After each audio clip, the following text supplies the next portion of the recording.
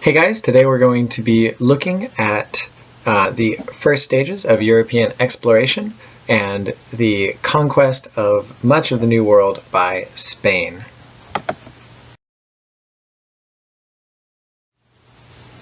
Here are your key terms and questions. Make sure that you answer these questions in your note sheet.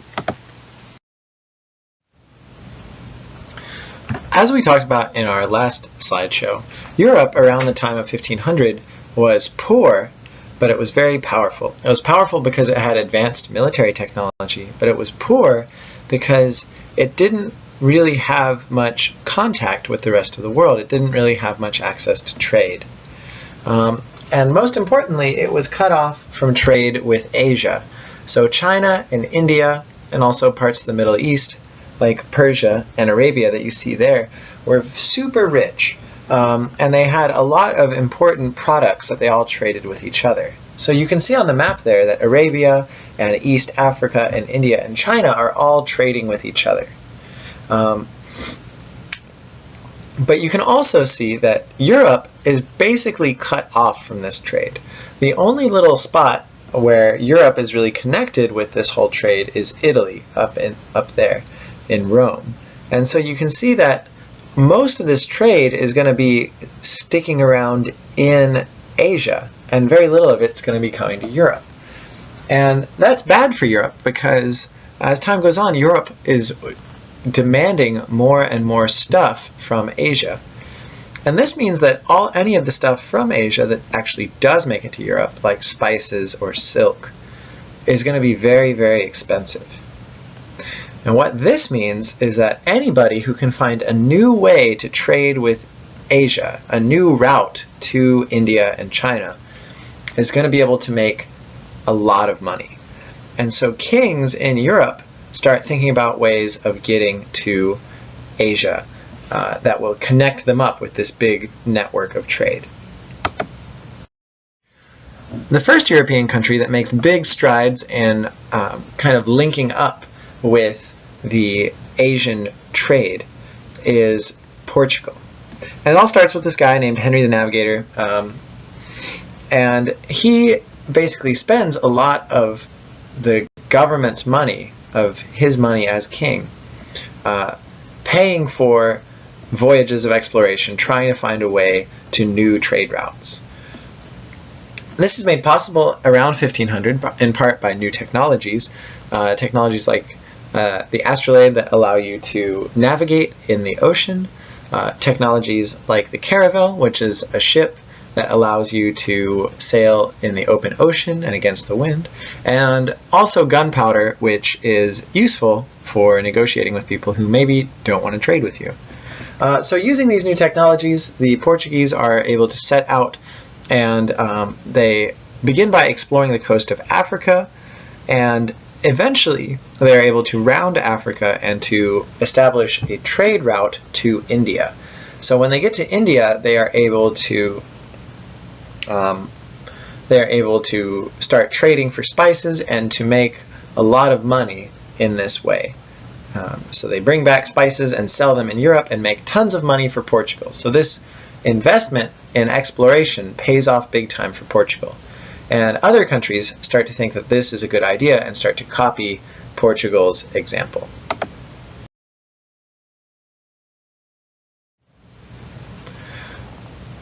One country that decides to follow in Portugal's footsteps is Spain.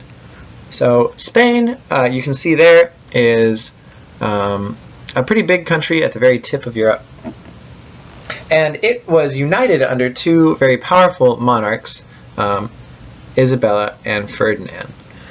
And so what happens is that Isabella and Ferdinand see how their neighbor, Portugal, is getting a lot of money from these voyages of exploration. And so they decide that it would be a good idea to hire some explorers of their own and to send these guys out to try and find another way to India to trade for spices. And so they hire this guy, this Italian guy, Christopher Columbus. And Christopher Columbus has an interesting idea. He says instead of copying the Portuguese and going around Africa, he's going to sail west across the Atlantic Ocean and hit China going that way. And so this will be another way, a special kind of like secret trade route only open to the Spanish that will allow them to get some of this spice and to make a lot of money. So he sets out, but of course he hits the Americas. He actually bumps into the Caribbean islands, and he ends up establishing colonies in the Caribbean islands in the Americas. Some other Spanish guys follow in Christopher Columbus's lead. This guy Balboa goes onto the mainland and sets up settlements in Central America. And from there, they begin to hear rumors that there are incredibly wealthy empires, both to the north and to the south. So the Spanish start to think that maybe they're going to be able to find some gold and some wealth here, even though they haven't managed to find a way to India.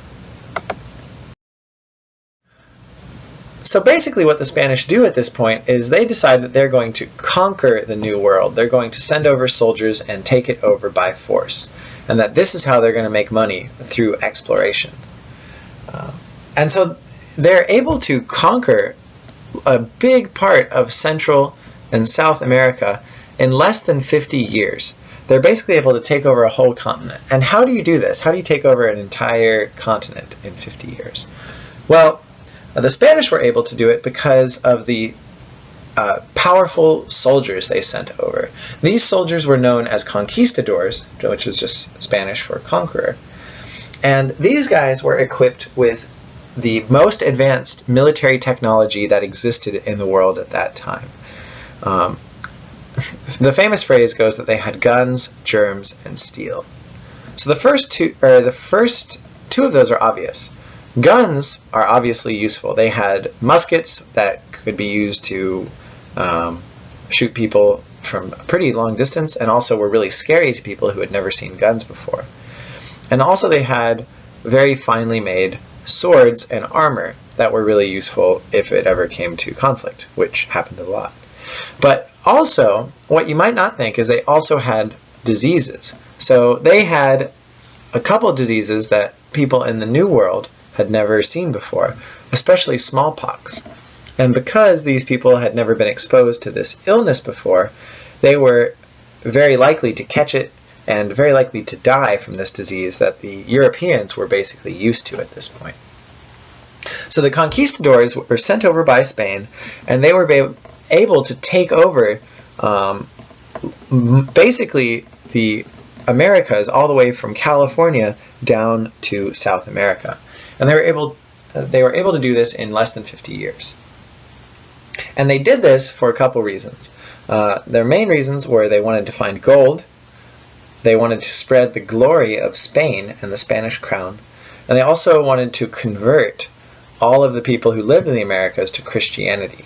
So these three reasons are basically broken down to God, glory, and gold.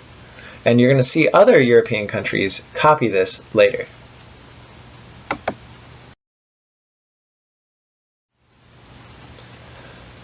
So after the conquistadors go in and do their work, they are able to build an empire that is really huge.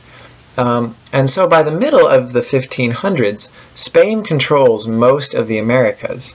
So you can see on that map there that their empire goes all the way up to California and stretches all the way down to the southern parts of South America. And this empire that they set up ends up generating vast amounts of wealth for Spain. Most importantly, because there are some places with incredible amounts of silver that they are able to mine and to ship across the Atlantic Ocean.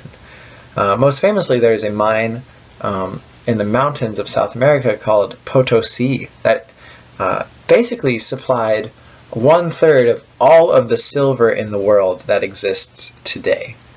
So for a while, Spain is just incredibly rich and can basically do whatever it wants. So because of all this money, Spain is able to become the most powerful country in Europe.